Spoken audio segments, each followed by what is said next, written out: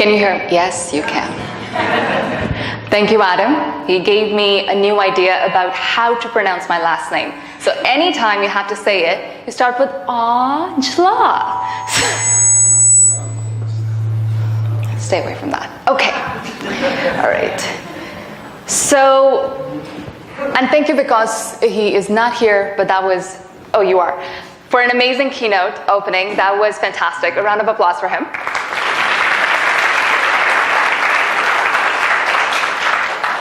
So how many years do you think it takes to change an organization's culture? And as Andrew said, just so that we're clear, culture is what you observe. So you change the behaviors and then you see and feel that this is a different workplace. So we have a first bid, 5. At least 5. 15. Oh, the pessimism. What happened to the whisper of the heart? 6 months. We should talk. Is that a whisper of the heart, or is that, have you seen this happen? Okay, that is fantastic. I have seen that happen too, not in 6 months, but in about less than 2 years. So I listened to my whisper of my heart to become an entrepreneur 2.5 years ago. But before I did that, my last job was as a director for corporate learning, organizational development, and change at St. Joseph's Hospital in Toronto. And the mandate I was given by the president was to create a learning culture. This is an organization, 90-year-old. They had never had an internal dedicated department which was going to create or support internal learning. We did that for physicians, but not so much for the corporate group. And that was the mandate. I'm happy to report that we made amazing strides to shift not just the behaviors, but practices, structures put in place within 1.5 years, creating St. Joseph's as one of the strongest learning cultures in the GTA hospitals now. And the credit goes to this amazing group of people. And the one, this is, by the way, we called ourselves the Corporate Learning Posse. So the guy at the back who wasn't there, who is on a poster, his name is Jeff, who is currently the director of the hospital and 2 other hospitals in Toronto. This man is the most popular, most liked, admired clinician at the hospital. So until last year, he was the president of the Respiratory Therapists of Canada. Does he specialize in change? No. Does he specialize in learning, organizational development? No. But he was the key to changing the culture and creating a learning culture at the hospital. So my biggest win and effort was getting him on board. And of course, convincing my leadership that we should be hiring him for this position without a match in qualifications. But he was the person that mobilized change at every single level. So clinicians like to listen to clinicians, just like engineers like to listen to engineers. So if you can get people who they can relate to as compared to an outsider coming in, especially a new person to the organization with no history, there's a huge gap. So how do you create that change? Creating this team was all the effort that I put in. But creating the change was the effort that they put in through their networks. And that's what was the game changer. 1.5 years, I have worked at many other hospitals and organizations. We have not been successful in doing that. And I learned this from this man. Anyone recognizes him? He's an American. We have a few Americans here. His name is Bill Bratton. He, in 1994, was the chief for the New York Police Department. And he was tasked, at that time New York was considered one of the least safe, horrible crime rate, extreme dissatisfaction in the culture, 35,000 police officers, only $2 billion budget, no change in budget.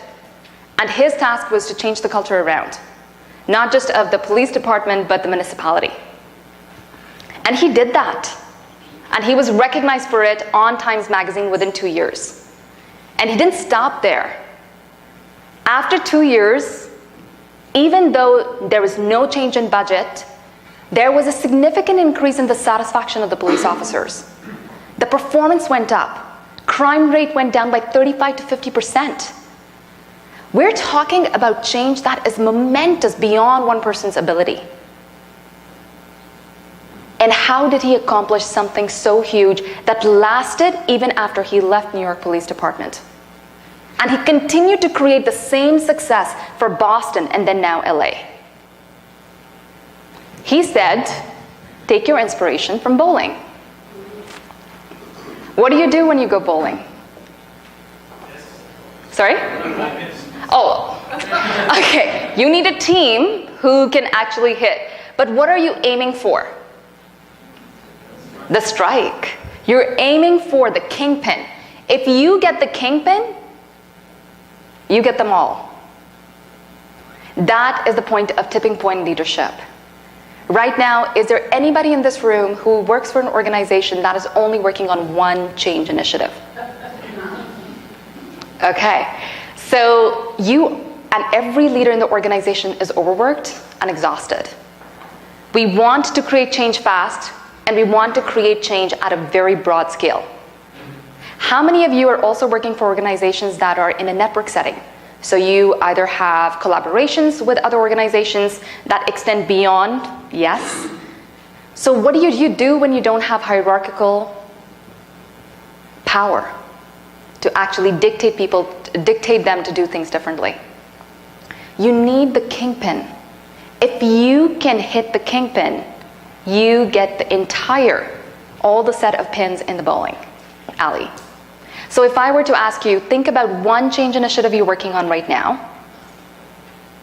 Who are the people in your organization that if they were the ones advocating for your change, people will come on board? Can you think of at least 2 to 5? Or more? So what about these people gives them power? Yes? People respect their opinion. The greatest source of power is referent power. If I admire you for who you are and how you work or your credibility, I am willing to follow your lead or to listen to what you have to say. Thank you. What else? Trust, which is very closely related to referent power. So they have either come through for me in the past, they have demonstrated they have been successful with other change initiatives, so I trust these people more. What else? Relationships. These people are either connected with other key players or they're connected with other players that are giving them information. That is vital. Or they bridge gap between departments that I really need support with in order to mobilize my change. Generosity. They come through, they give. So anytime I need something, I know I can depend on you. Yes?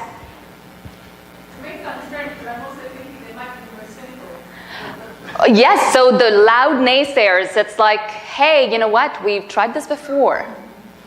What makes you think this is going to work this time? Anyone working in a unionized environment? Okay, just checking. Yes? Something else they may have is, referring back to Prakash's talk, they may have that sense of dissatisfaction with the way things are, and they see that and they're then more willing to help you and use their official power on behalf of this because they have that truth and they'll use it in a way that helps you. Fantastic. If you have somebody who has a legitimate title, a formal power, where we're bound to listen to this person, whatever strategy they're proposing, and they feel the same dissatisfaction that you are planning or proposing to address, then you've got a win, somebody who's going to be an early adopter. So take that one step further, they also have passion about making it happen. So passion to take that first step, as a lot of people talked about, bridging that chasm that Vikas was talking about. You hear the whisper, and then you're willing to take that first step, you're passionate enough to take that risk, or you have authority to take that risk. Or you work in an environment where you have the ability to safely take the risk and still be okay and pivot accordingly. Any other people that come to mind who are the movers and shakers in your organization? Only if they came on board. Yes? I'm thinking too of the people who are part of the unofficial hierarchy, the ones that everybody goes to in the network, who may not they may be invisible in the org chart. Right. So in the map of who you guys have, they're the ones who can step in. Absolutely. Maybe these are the experts. So even though they don't have no title, formal title, we go to these people to seek information. Or they're so well informed that always they know what's the next big thing coming, so we seek their advice and counsel. Absolutely. Sir, at the back, you had an idea? Well, I just think that they do tend to be good, these people tend to be good at prioritizing their time and energy, and they say no to a lot of things. Yes, so they can say yes to a few things that they care about. So I think it's sometimes hard to find them and get access to them, but For sure. I think that usually you kind of figure out how to prioritize. You want to get something done, ask a busy person. You want something done ASAP, ask a very, very busy person. So we're looking at doers, people who are action-oriented. Is this approach of using influencers something really new? Not really. I mean, we have heard about it. It's a second step in John Cotter's model of a guiding coalition. Jason's book, which I've read especially again because I was coming to the conference. I've read it before too, Jason, just so you know. It is about creating the change agent network and making sure you're working with people who have influence. But this is same but different. It's taking it a step further where you are being very strategic in identifying who these key influencers are. So how you identify them is actually a twofold approach. You can hire Vikas's company. He did not pay me for this. But because I was looking for the link across speakers, I was telling him I was blown away by the work he and his company does. You can actually get somebody who, by the way, I'm running ahead of the slide, but let me backtrack. Sorry. The 4 steps we will do or walk through that you can take away and apply at your organizations are how you use influencers. Use is not the right word. How you leverage your influencers to actually create and scale change. And one of the steps that people normally forget is the recruitment piece, so I will want to address that too. You identify them, you invite them to be part of the leadership team or lead the change, then you make sure you get their commitment. And then your job really is around governance. So that's what I'm going to walk you through.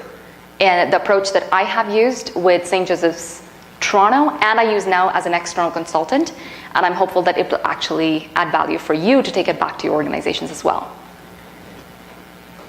So this is what I was talking about. In identifying influencers, you can actually do a formal social network analysis where an organization can help you identify in a very rigorous, methodical way, a systematic way, to find who the influencers are. Because research has shown us title is not where the power ends. Usually power and talent is everywhere across our organizations and sometimes much farther down the lanes of hierarchy as compared to how we're used to. But if you don't have the resources, what do? You take a wild guess, just like you did in thinking about how much time did it take you to think of who the movers and shakers are. And I know this is not a foolproof method, and especially as a new person, you want to ask those that have been there long enough. So one of the best questions to ask anytime you join a new organization is, who should I be talking to? Who are the people that hold influence in this department, in this organization? Who are the people that bridge the gap between our department and other stakeholders that I must work with? So when you have that answer, you're looking at finding people that have so much power and influence coming from multiple sources. And you identified those sources. Legitimate power, somebody with title. We listen to those people. Somebody who is an expert. If I'm trying to, so I have no background or knowledge in technology, but I do support technology changes. I depend on the experts in technology. So finding out who is the expert or experts in the area that you're trying to scale the change in. Who has the information? Not just information that is relevant today, but maybe relevant tomorrow. These are the eager seekers, people who are always engaging in continuous learning. Reward, the generosity I think Andrew mentioned. These people are generous in giving you opportunities, knowledge, information, things that you want. So other people are attracted to these folks because they can actually control or make sure that they are making it worth your while by doing something for them. And because I do a lot of work in unionized environments as well, coercion is a strong source of power. If you don't help me out this time, I can block some resources, opportunities for you. And that is also normal. And one of our tendencies, unfortunately, we do not want naysayers. We don't want the key core group to be people who are negative. But if they have influence, you absolutely want to invite them in. Because if you miss a source of power, the group that's going to lead is going to be not as strong if you actually invited everybody, even those that have negative influence in your opinion. And the last two, which are so relevant, and actually the very first example was about respect. That's referent power. And nobody can explain why we respect somebody. It could be similarity, familiarity, or appreciation, or just some intangible, tacit way people treat you that make you want to follow them. But also people who purposefully develop networks. And the biggest thing about network is not how many people you're connected to, but how many diverse people you're connected to. So you're here at this conference, and I'm so grateful for the exercises Adam got us to do, because I actually got to know my table much, much better.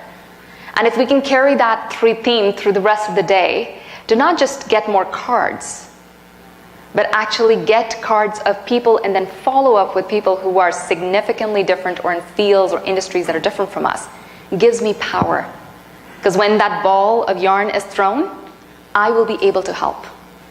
And if I can help you today, I am bridging that piece for you, and you can do it for somebody else or for me in the future. So this is the type of people you're looking for.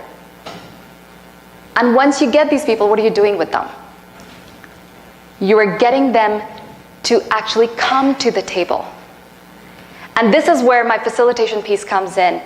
A lot of people feel once you've identified somebody, you can send a communication out. Or you can send a message to the senior leader in that department telling them, can you please make sure that Laura attends or becomes part of this working committee or group? That's not invitation. How do you invite your friends? How do you ask someone for a favor? Well, you do yourself, you have a warm connection. Yes. And if we're not friends, you don't even know who I am, what would you do differently? You do it to yourself. Yes. I'm here for you. The personal investment that you're going to make in inviting somebody up front. So the mnemonic that is popular in circles that do open learning and open dialogue is value. Can I add value to my invitation? Which means it's a verb. I actively have to do something beyond just sending a message or an invite. I actively had to make an introduction to you, as you said, in person. And once I've done that, I am making sure that I make it worth your while. Can I articulate what is in it for you and why you should join this initiative? But also setting a boundary.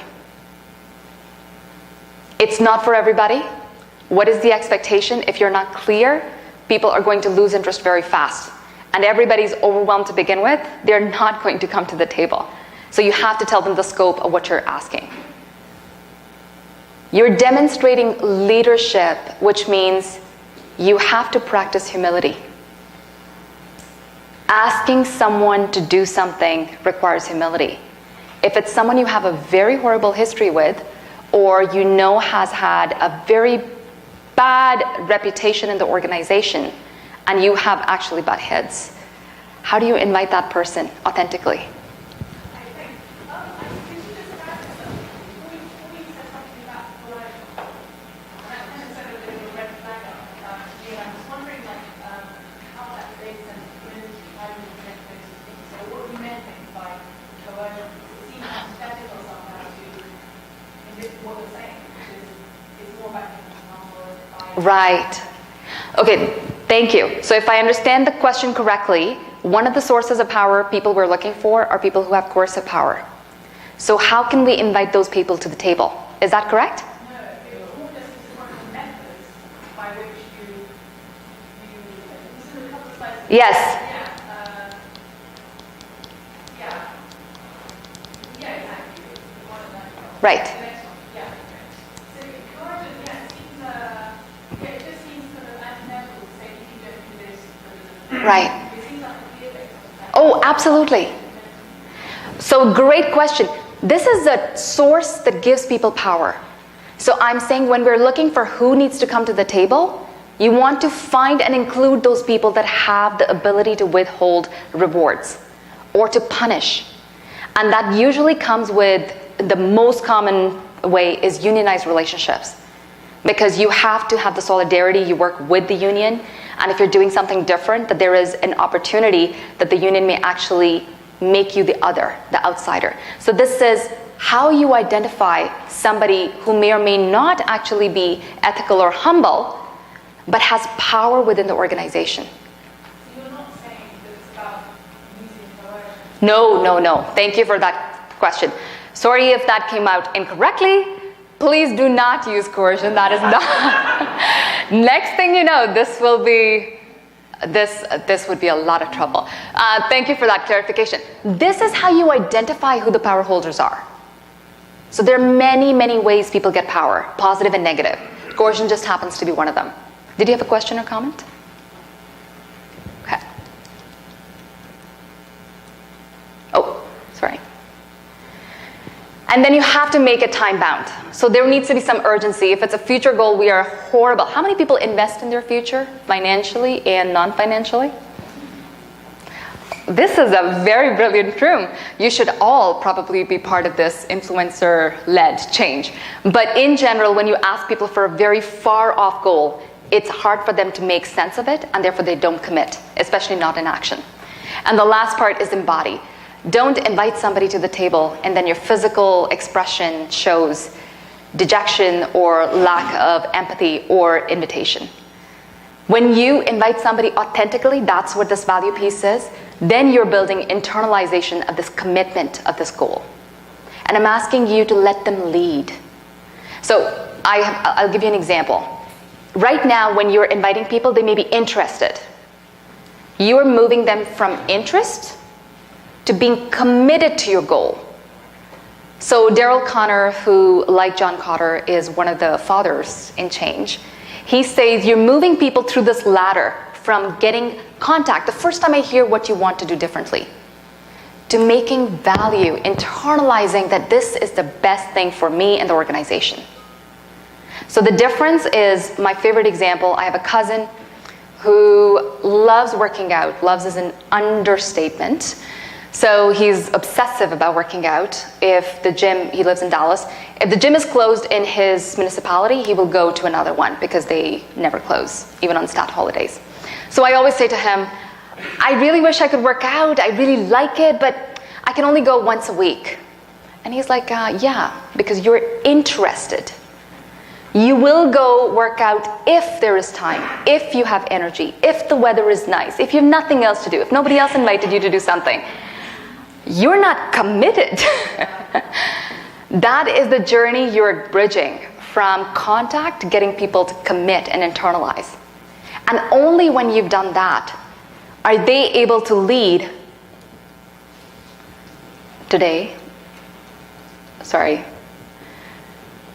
And by them leading means you take a governance role. How many of you support boards or serve on boards? Okay. So typically, on the board, your job is not to get involved in operations. You don't tell the CEO how to run the organization. Your job is to make sure there is structure in place and there are checks and balances to make sure the organization is going on the right path. That's what governance is. And that is one of the breaking points between leaders who invite these guiding coalitions, but they want them to guide and not lead. The key critical difference between this approach and others is they literally are leaders. You have to step back in the background. Bill Bratton was not the face of the change, even though Times Magazine made him so after. My team was the face of the change, and in fact, more than them, it was their key influencers. So people didn't think this was a corporate initiative. And that only happens if you truly have taken a governance role. So that's a 4-step process from identifying who these people are that have power, then making sure that you invite them, that demonstrates value, and build their commitment and let them lead.